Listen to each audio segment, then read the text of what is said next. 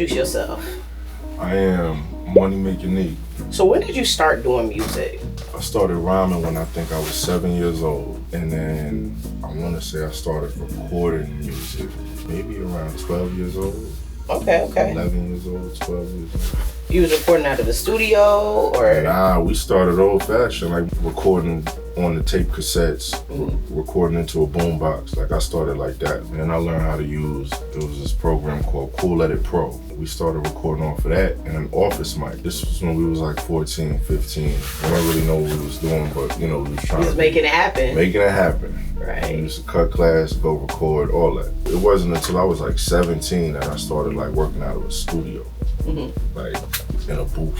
Everything maybe up until that point, before that point, was makeshift. Right. Even when I was out in Africa, I remember being like 14, 15, recording out there. What were you doing in Africa? Nah, what happened is my mother started going to Africa with the intentions to start a school. Okay. When she started going, naturally I came out there. I think my first time going, I was probably like 15. And I went out there for like I want to say a month. I think I came back around 16, 17, 16 actually. And I stayed for 6 months. I don't think I went back until I was maybe a few years ago actually. And in that time I stayed for like 3 months. How do you feel like having that experience there has kind of like shaped or influenced you musically? We didn't always had like I ain't had a typical upbringing. I moved around a lot. And you know, most times when you hear about kids moving around a lot, you know, they're usually like military brats. Now, you know, provided my mother, especially when she got pregnant with me, my mother was in the Air Force, but that's exactly why she got out, is me. Right. I wasn't necessarily a military brat. My mother she's not the type of person to sit in a place longer than 2 to 3 years at a time. And she's always been that way. So growing up like that, you know, I got moved around a lot and I saw a lot of different things, which might have a lot to do with how unique I am just in terms of, you know, my upbringing and whatnot. When it comes to your artistry, who do you feel like has inspired you the most? That's one of them questions it seems impossible to answer. Right, I feel you. I was just telling somebody, I feel like there's like a resurgence of the blogger era. It's like the blogger era 2.0, and like a lot of artists during that time inspired me. Plus, you know, growing up and experiencing LimeWire and having access to people's music internationally, it's just so many artists. It's hard to have a top 5, a top 10 type thing, because it's like there's so many greats out there, known and unknown. So when it comes to your creative process, do you have like any rituals or processes that you take in order to get you, you know, ready to record, write, or what have you? Driving. Really? Driving, and I think most of my song ideas come by way of driving or being in the shower. And then I'm kind of famous for taking long showers. So I would take like a 2-hour shower. Goodness grief. Your water bill high. My water bill be high. Mainly because I do a lot of thinking in those places. When I drive, I think a lot about, like a lot of shit just comes to me. You know, so, you know, if there's a ritual of any sort, it will probably be those two.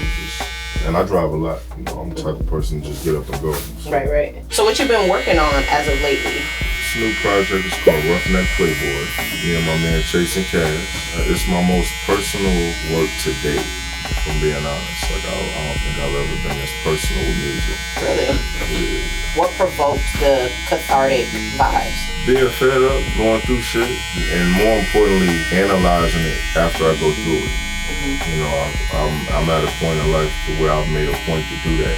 Right. To assess the situation, because, you know, if you want it to stop, you know, you gotta assess the root of it. You know, just kind of like letting my feelings and emotions speak, but not in a way to where you just like, yo, this nigga bashing women. Yeah. This nigga just, you know. You know, I've kind of like over time when listening to your music, I've kind of realized, regardless of what type of woman you're dealing with, you have and express a certain appreciation. Absolutely. That most rappers don't, and I think that that's really cool about you. It's getting to the darker side of things as far as, you know, like my dealings with women. But what I've always tried to do is highlight the duality, the appreciation. But then it's like when we talk about street shit. And it's like, yeah, you could talk about the good parts of it, but then you got to talk about the bad parts of it because they're just as important. Right. It's the same concept when we're talking about women, I feel. Like, yo, you can talk about all of the beautiful emotions women bring, the things that do, you know, the ways they make you feel, but then it's like, yo, there's the heartbreak, there's the games, there's the mind games, there's the lack of trust. Just dating in general and the perception of how I think people think dating should go and the reality of things. Like, people are farther and farther from reality. And people's expectations for lovers to show up perfectly is kind of insane. It's a super hypersensitive point. Right, you can't talk about anything. You can't talk about the difficult things. Everything is toxic. Everything is narcissistic. Right, you're a narcissist. Oh, this is impacting my mental health. You're gaslighting. You know, everything. You know, we've learned these buzz terms, and now they kind of stand for everything, just in terms of what we're dealing with. It's just a lack of emotional intelligence. Agreed. I definitely think that people use those buzz terms to avoid accountability. But the lack of reading comprehension skills and the fact that most Americans read at a 6th grade level. Yeah. To the fact that a lot of us, we handle everything with feelings. Everything is based on feelings.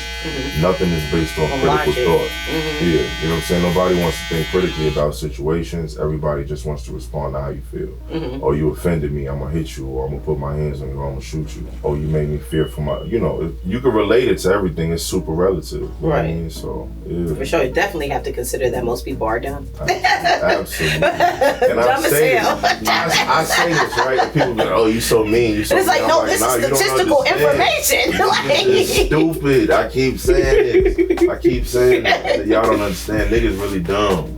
Right. They can't read. Right. It's like, you don't understand. Legit. You don't understand how much reading has to do with it. You know what I'm saying? How much reading has to do with intelligence and building it. You know what I'm saying? Like, so it's like, if you can't read, if you reading at a 6th grade level, sure, you can read, but you can't read to assess things the way you might need to as they relate to you being an adult. Right, you know what I'm saying? So it's like the fact that you read at a 6th grade level. Yeah, I mean, you can read words, you know what I'm saying? But it's like comprehending reading comprehension is a whole different ball game. Right. You know what I'm saying? It's like, can you read a poem and break it down to what it's trying to tell you? Can you see the symbolism in anything? You know what I'm saying? So it's like, yeah. Can you see the code in any of this? Even I've gotten to a point where I'm starting to enjoy reading books on the mind and how it works. I think one of my favorite books so far has been How to Be a Narcissist Nightmare. Okay. And it taught me how any kind of abuse is processed the same way. So physical abuse and verbal abuse are processed in the brain the same way.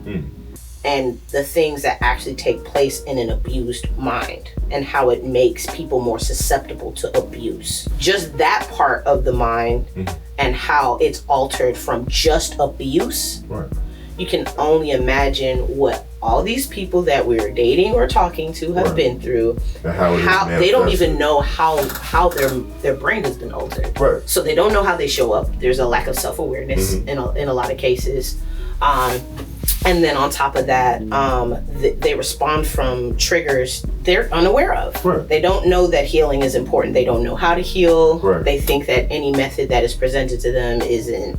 They don't understand how to like recalibrate your nervous system when you're depressed. They don't understand diet has everything to do with that. Gut health, all that. When it comes to your mind as a creative, do you experience creative blocks? And if so, how do you navigate them? All the time, but I think the solution is often one that people don't want to hear. You just gotta live. Right. You know what I'm saying? Like anytime I'd had like a creative block, it might have been because I wasn't living. Like the experiences I was trying to paint, I've lived them, but I wasn't living it in the moment, which made it harder to do. Right. But it's, you know, you get the ultimate motivation when you go through something, and then you can talk about it either as it's happening or right after it happens. You know what I'm saying? So the beauty of, and I think what took Roughneck Playboy so long is that it's a lot of shit I'm talking about that had to happen first. It even gave me perspective about shit that happened in the past.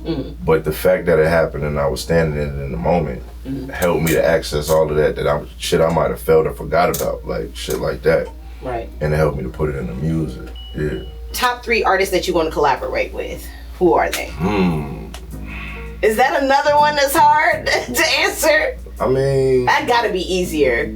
Schoolboy Q. Nice. James Funnelwood. He is definitely an artist. Yeah. He is amazing. I love him. He's actually one of my top 3 too. And I would say Pharrell. Okay, cool. Those are some great options there. Great. I mean, I got like, especially James. What? I got the classics too, though. Like, I want to work with like SWV, Nicole Ray, Tidra Moses. Okay. Definitely want to work with her. Just greats, you know what I'm saying? Right, I feel that. I still got plans to, fuck with that. So when it comes to music, I noticed that you are really based in the vibes that you gravitate towards as far as instrumentals is very nostalgic. Yeah. What's the reasoning behind that? It might be me being a little bit of a traditionalist, but then also I feel like a certain pocket has the best sounding music, and I say we could say that now that we are 50 years into it. You know what I'm saying? Like the best pocket of music sounds a certain way. For sure. Jazz loops, jazz samples, still the best sounding rap when you think about anything that might have transcended. Even just like soulful beats, loops and shit like that. Like that's still the best pocket of rap to exist in as far as shit that lives on. Right. I feel. So for sure. I'm a bit of a traditionalist in that sense, but every now and again I try to get a little bit experimentative, but I mean for the most part that's the pocket, like that's the most beautiful pocket to rap in. Cause you could, you know what I'm saying, they could really hear you. You're not having to rely on acrobatics. A lot of cats, especially, niggas who they do technical rap, a lot of it is acrobatics. When you're able to paint a picture is when it's more profound, you know what I'm saying? So makes it more timeless. Exactly. And those type of beats kind of give you, the canvas to do that. Right. So how do you feel about AI in music right now? AI, where it's headed, man, AI might fuck some shit up. It could. Just because it's a scary thing, just because of the kind of wheelhouse that AI can amass to either imitate or create its own thing. Music is one of those things that has to stay human. Right? For sure, I agree. Like we should have a mandate as humankind to be like, okay, no, that has to stay in its place where it is. You get what I'm saying? Because it's gonna get out of hand. And especially because there's no real limitations on it right now. There's no laws. That's what's scary. There's no real regulation. Like right now, it's probably the golden age of AI. Like in 100 years, they'll call this the golden age of AI because it wasn't regulated yet. Right. So as long as you understand it, as long as you're able to manipulate it, there's kind of no telling about what you can accomplish with it right now. Yeah. I know that in the future, naturally, I give it 5 years to them. There will be regulations. But within those 5 years, niggas is gonna be making niggas gonna wild out. Niggas gonna be wild. It's gonna be PPP all over again. Exactly. That's kind of how I see it now. Because there are labels signing AI artists. There's a separation of human and AI artists, and then they're releasing albums. That's the first sign of the end for me. At the point we start signing AI, what is signing an AI artist? What life do they lead that isn't automated? Right. You get what I'm saying? That might just be a ploy for somebody who's gonna get paid and sell an avatar that makes music. Right. In essence. But then how would that affect touring? How would that affect? Well, the hologram. Man, nobody's really gonna pull up to no fucking concert for no damn hologram. They wanted the hologram of Pac and Big. That was a discussed idea. That was true. To our surprise, led to a lot of fanfare just as an idea. So it's only a matter of time before they start working that one for shit like that. What's one good piece of advice you give to artists watching this interview? Run it like a business. And what I mean by that is you gotta look at it as running it like a business, like your music is the product and you gotta market the product to sell it. Right? When you deal with people how you would running the business. Thank you, have a good day, thank you for your service. Give people receipts. If somebody buy your project, give them a receipt. Take an initiative, going above and beyond, doing without having to be told. Understanding that you're not necessarily working for money, you're working for time. But what you don't understand is you're trading a greater asset for the lesser asset. right? The goal of money is to have your time back. If you got money, then you can withstand the responsibilities of daily human life and still have your time to yourself. Exactly. You're not really working to have all of these nice things. That's you. If you are, you're kind of looking at it wrong. You get what I'm saying? The time is what you can't get back. I tell niggas, run it like a business. Take initiative. Should nobody have to tell you to do. Right? Nobody should ever have to say, hey, I need you to do this. You should know to do it. Right. Now, it's different if somebody call you with a favor. You know, you couldn't enforce all that. But as far as you being on top of your game, covering your square, it really comes from just being efficient and disciplined. Yeah. That's real. All of that is real. For real. Definitely. Again, I appreciate you for coming through, doing this interview with me, and, you know, speaking your truth and offering your wisdom. Means the world. Please let people know where they can follow you on social media. I make it easy for everybody. Money Makin Nique on everything. MoneyMakinNique on everything. You can Google that and everything will pop up. Hey. That's that SEO. Hey. All right, y'all. This is another episode of Cutz Collabz. Thank y'all for coming through and listening to Money Makin Nique. Hey.